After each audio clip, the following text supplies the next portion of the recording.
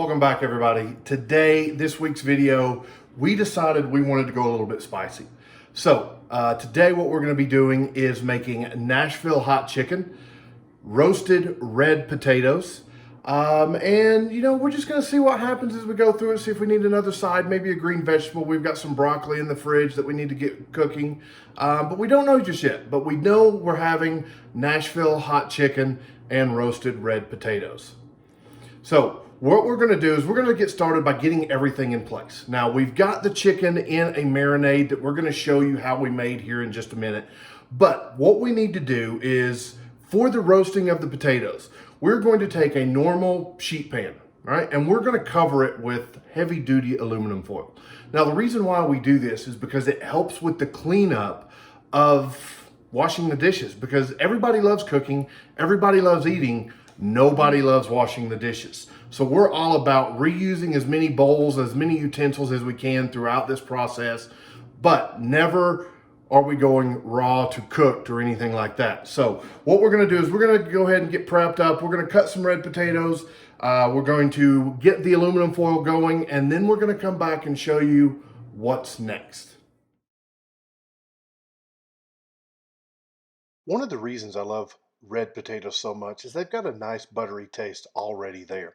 So we're just going to dice these up, put them in a bowl, and get them ready for the next step of the process. Now that we've got our potatoes cut, we have them in a bowl. And one of the things that I really like to do with my potatoes before I roast them, before I fry them, or really before I do anything except mash them, is I want to go ahead and get them soaking. So I'm going to go ahead and just sprinkle a little bit of kosher salt on them. Now I want to sprinkle enough to cover them, most of the potatoes be covered, because this is really and truly one of the easiest ways to get some seasoning into these potatoes before they go into the oven.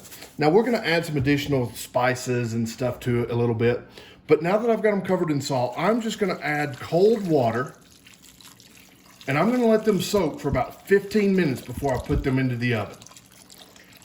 Just enough water to cover them, and then set them aside. We'll come back to them in a few minutes. So this is like my part where I step in. While the potatoes are soaking, I'm going to start the dry rub for the fried chicken. So we have, in this bigger bowl, we have 1.5 cups of flour. So we'll put that in.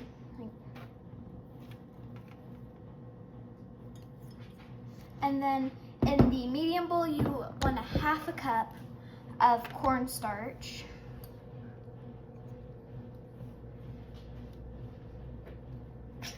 Won't come out. There. And in this small one, we have a teaspoon of salt, garlic powder, and white pepper. You can use any seasonings you want. This is just what we like. So you can add like thyme or whatever. So add that in. Then now we'll mix it with a whisk. But because there's cornstarch in there, you have to be careful, because when I tried to get it off my hands, it went everywhere.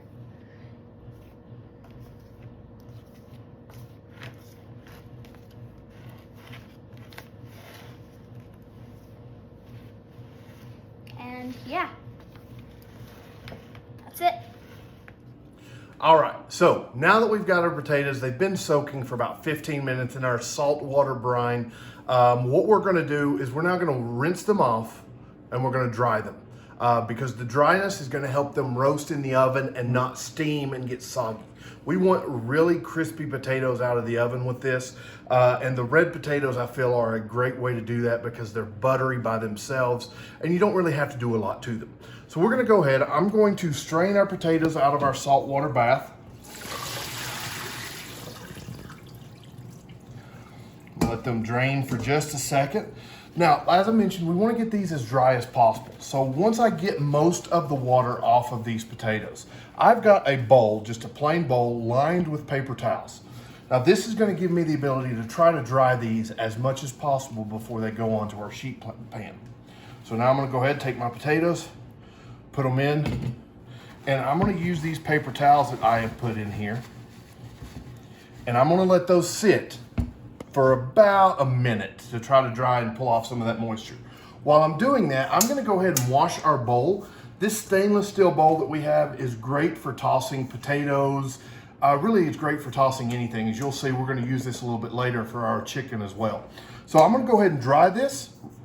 I'm gonna wash it first, then dry it, then we're gonna use it for our potatoes to get the seasoning on it. So we washed our bowl, we've dried it, we've got our potatoes that are dry now. So what I'm gonna do is I'm just gonna add them back to our sterling or our silver bowl, whatever you wanna call it. Now, the seasoning for this is really important. We're gonna take extra virgin olive oil. I love it. We use it in everything that we cook almost, as you saw last week with the pizza. I'm gonna take and I'm gonna put about a tablespoon in here with the potatoes. All right, so once I have that, set it aside, and I'm gonna come back and hit it with just a little bit more salt. Now remember, we don't need a lot because they've been sitting in a salt solution. So just a couple of sprinkles there. I would say, half a teaspoon of salt at this point. Then this is a seasoning that is very near and dear to us. It is a vegetable blend salt that we get from a local place out in Scottsdale, Arizona, where Ray's family lives. Really, really good. It's got kosher salt, it's got garlic, it's got celery salt, all kinds of different things that are available in it. We love it, and we're gonna add that to our potatoes. Now with this, I'm just gonna give it a few good sprinkles here, get them nice and coated, and now comes the fun part. In the kitchen, I love it anytime that I can toss something. Just smooth, pull back, push forward. All right, so all we're trying to do is just make sure that that coating is evenly split on all of the potatoes. Looks good. We had a couple that wanted to jump out of the pool, but that's all right. We'll get them back in here. And now I'm just gonna take these potatoes and just lay them out on my aluminum foil covered sheet tray that we talked about earlier. I'm gonna try to get it as smooth and as one sheet as we can, all right? You don't want the potatoes sitting up on top of each other. You want them not necessarily spread out, but you want an even tray of potatoes.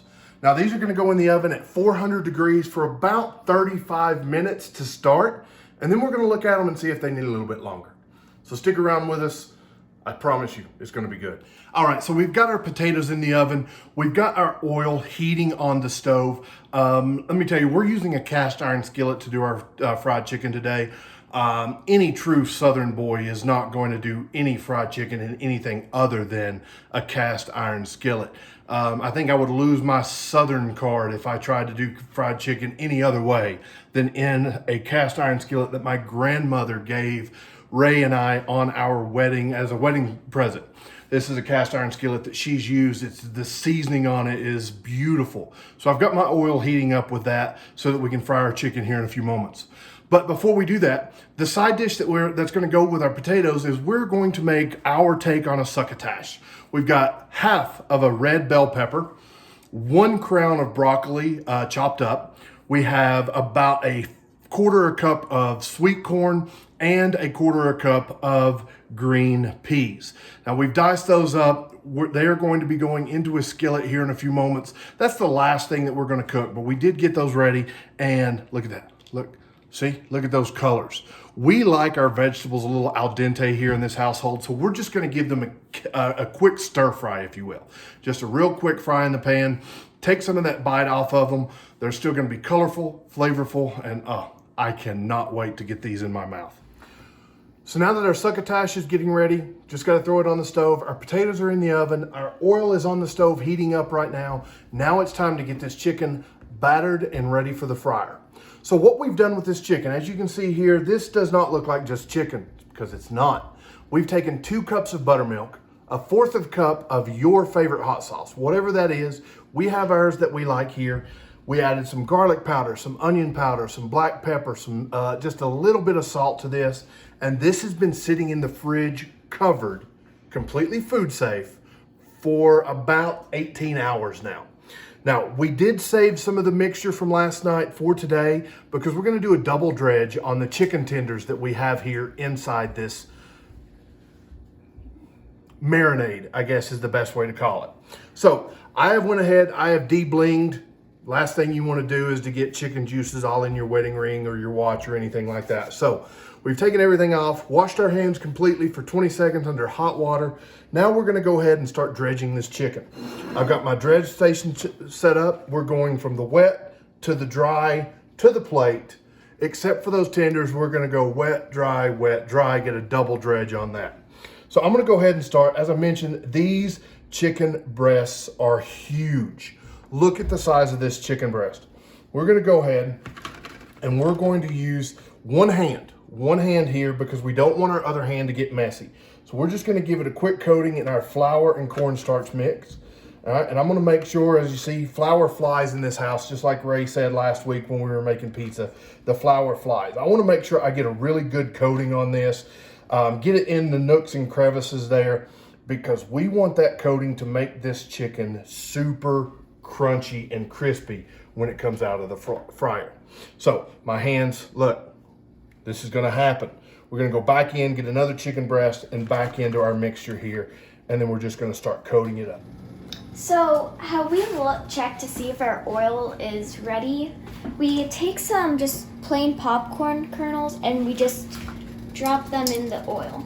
And when it pops into popcorn, then we know it's ready. Okay, our potatoes, they are ready almost. So now we're gonna give them a few more minutes in the oven. We've got 3 tablespoons of butter, and I'm just gonna place these pats down, one on the left, one on the right, and one right in the center. Now these are going to go back in the oven for another 10 to 15 minutes to crisp up a little bit more and get that nice buttery flavor. So here we go. So as EJ told you earlier, one of the ways that we like to find out if our oil is ready to fry is we use a single popcorn kernel. Now these popcorn kernels pop anywhere between 345 and 355. So if our popcorn kernel pops, we are just ready to go. So we're gonna drop that in there, let it sit for a couple of seconds, and it should pop up and let us know that our oil is ready for the chicken.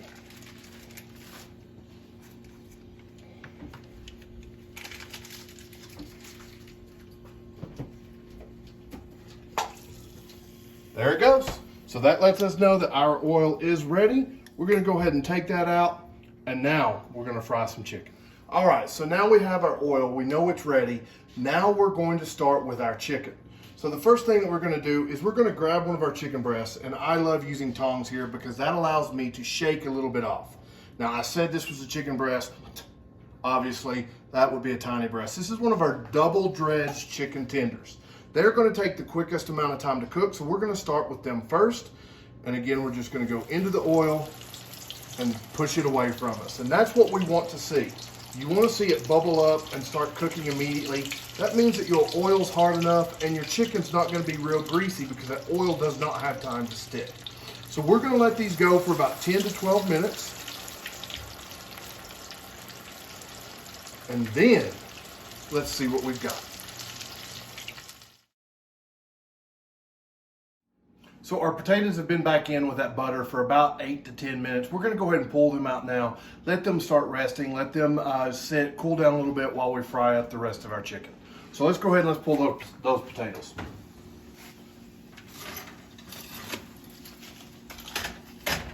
That smell, that buttery potato smell is what we're looking for here. As you see, we've got some really nice, really crunchy spots on these potatoes. That's what we want to see. We're going to go ahead, let them sit on this sheet tray, let them cool down just a little bit while we get the rest of our chicken in the oil. Now we've got our chicken tenders, they're out, and we're going to show you what those look like here in a little bit, but we're going to go ahead, we've let our oil come back up to temperature, and now we're going to start with our chicken breasts. So I'm going to go ahead and grab it. I'm going to shake off the excess, and then we're going to go in 2 at a time because we don't want to overload the oil. It's going to cool down as soon as these hit the oil, and we don't want that to happen very much. So we're going to go ahead and hit it with 2, and we're going to wait about 15 to 18 minutes depending upon how thick they are. We're going to check them here in about 8 minutes and see where we're at. Now, while the chicken breasts are on the stove in the oil getting all nice and crispy, we need to go ahead and make the sauce for the Nashville Hot Chicken. Now, this recipe, Ray has perfected over the years of making this for us, so we're gonna do the exact same thing that she always does. In the Pyrex, I've got a full cup of vegetable oil.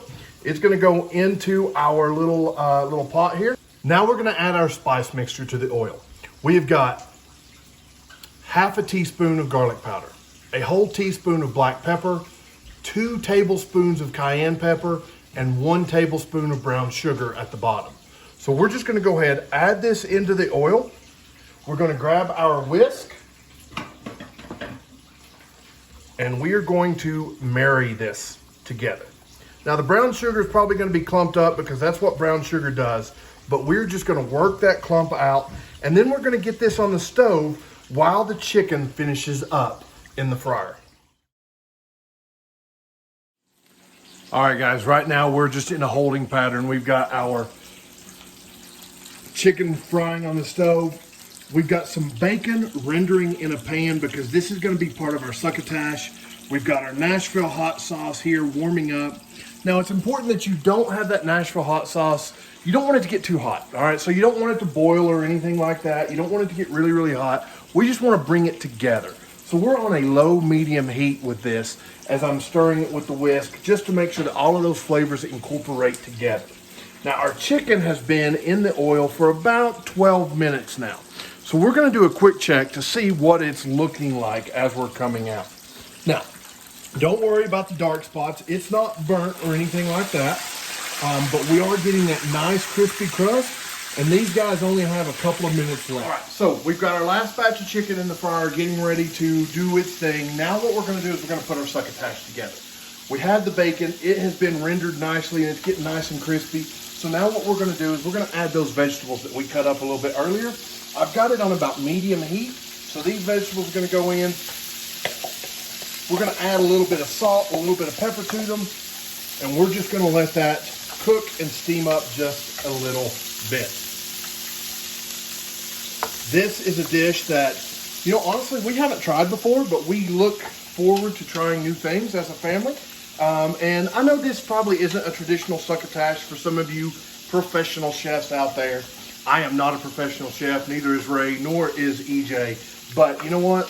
We're wanting to try something new, so we're gonna see what this tastes like. Hey everyone, all right, so we have our meal done. I have the wonderful chicken here, and here's our sauce.